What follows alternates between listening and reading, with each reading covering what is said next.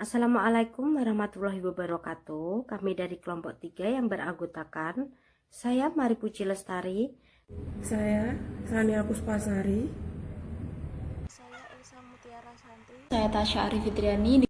Saya Anissa Eka Nilamsari. Di sini kami akan mempresentasikan materi yang berjudulkan Biaya Sistem Pengendalian, Desain, dan Evaluasi Sistem Pengendalian Manajemen. Biaya sistem pengendalian. Sistem pengendalian manajemen memberikan satu manfaat pokok, yaitu probabilitas yang lebih tinggi sehingga karyawan akan mencapai tujuan perusahaan. Manajer terkadang bersedia menggunakan biaya langsung out of pocket untuk memperoleh manfaat ini. Manajer juga harus memperhatikan hal-hal lain. Terkadang biaya tidak langsung lebih besar daripada biaya langsung. Biaya langsung. Biaya langsung SPM mencakup seluruh biaya out of pocket, biaya moneter yang dibutuhkan untuk mendesain dan mengimplementasikan SPM, seperti biaya pembayaran bonus tunai atau biaya pemeliharaan staf audit internal. Biaya tidak langsung. Biaya tidak langsung dapat dikurangi oleh biaya langsung pengendalian yang disebabkan oleh sejumlah efek samping yang merugikan, termasuk perubahan perilaku, gamesmanship, penundaan pekerjaan, dan perilaku negatif.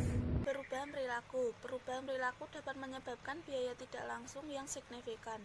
Pada suatu organisasi, hal ini terjadi ketika SPM membuat dan sebenarnya mendorong perilaku yang tidak konsisten dengan tunjangan organisasi.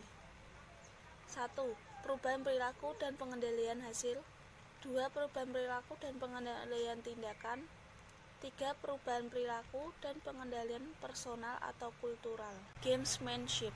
Gamesmanship digunakan untuk menunjukkan tindakan oleh karyawan untuk meningkatkan indikator kinerja mereka tanpa menghasilkan pengaruh ekonomi yang positif terhadap perusahaan. 1. Menciptakan sumber daya Slack. 2. Memanipulasi data. Penundaan pekerjaan. Penundaan yang disebabkan pengendalian mungkin lebih besar seperti yang timbul dari persetujuan yang membutuhkan beberapa tanda tangan manajer dari berbagai tingkatan dalam jenjang jabatan atau dari memo yang tidak berujung melalui beberapa tingkatan jabatan sebelum sesuatunya jelas. Penundaan tersebut dapat menyebabkan reaksi manajerial yang mungkin merugikan seperti game playing atau reaksi yang merusak perilaku yang harus diperiksa oleh pengendalian. Perilaku negatif. Perilaku negatif mungkin disebabkan oleh banyak faktor, yaitu kondisi ekonomi, struktur organisasi, dan proses administrasi baik secara terpisah maupun gabungan faktor-faktor tersebut. Selain itu, tipe karyawan yang berbeda akan terpengaruh oleh faktor-faktor tersebut secara berbeda pula. Ada perilaku negatif yang disebabkan oleh pengendalian hasil dan perilaku negatif yang ditimbulkan dari pengendalian tindakan. Pilihan pengendalian. Suatu permasalahan bisa jadi diselesaikan dengan satu jenis pengendalian atau kombinasi. Beberapa jenis pengendalian dapat dipertimbangkan cost dan benefitnya.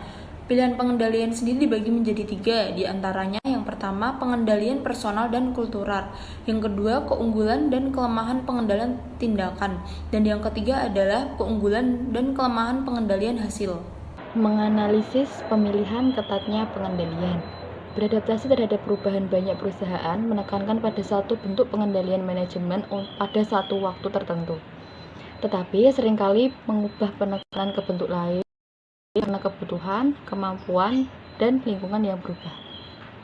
Perbedaan ini yang membuat implementasi SPM menjadi menantang dan penting untuk menekankan bahwa tidak ada satupun bentuk pengendalian yang optimal pada semua jenis keadaan. Mempertahankan pengendalian yang baik penyebab kegagalan pengendalian. 1.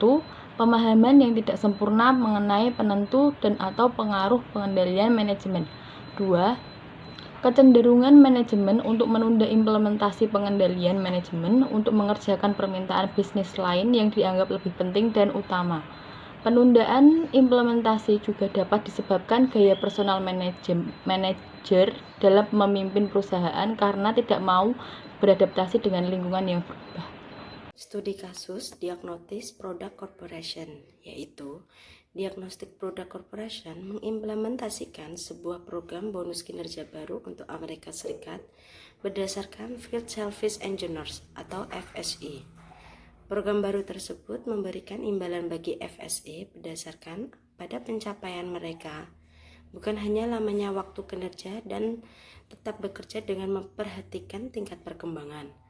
Program baru yang diimplementasikan oleh perusahaan merupakan sebuah pengendalian tindakan yang mana perusahaan berharap dengan dikeluarkannya program baru tersebut, karyawan akan lebih giat dalam bekerja. Field Service Organization memiliki beberapa tujuan meliputi perbaikan, instalasi, pemeliharaan preventif, dan penggantian instrumen. Dari tujuan dapat kita lihat perusahaan menginginkan karyawan untuk mengikuti setiap kebijakan dan peraturan yang dimiliki perusahaan dengan baik. FSO diharuskan untuk berada di tempat selama 4-6 jam dalam waktu 24 jam sehari. Kompensasi berdasarkan kinerja. Karena FSE, DPC membebaskan karyawan yang tidak memenuhi syarat untuk lembur. DPC menciptakan rencana kompensasi variabel. Rencana memberikan pembayaran secara kuartalan pada FSE untuk waktu kerja yang lebih dari jam kerja reguler. Manajer DPC ingin memberikan bonus pada FSE-nya sesuai dengan kinerja mereka, bukan lamanya mereka bekerja. Program bonus didesain untuk mengukur metrik kinerja. Program bonus kinerja baru memberikan penghargaan pada insinyur field service baik poin maupun uang.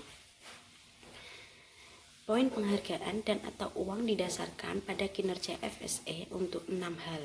Yang pertama yaitu ada cross training, penyelesaian preventive maintenance, faktor kerjasama bagi PM, penyelesaian pada kunjungan pertama, tingkat panggilan kembali, dan fungsi administrasi. Dari poin penghargaan yang diimplementasikan oleh DPC, perusahaan menginginkan karyawan untuk mengikuti setiap prosedur yang ada dan menjalankannya dengan baik.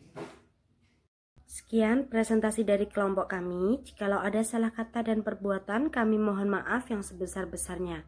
Dan jika ada yang ingin bertanya ataupun menanggapi, kami persilahkan untuk mengisi di kolom komentar. Terima kasih. Wassalamualaikum warahmatullahi wabarakatuh.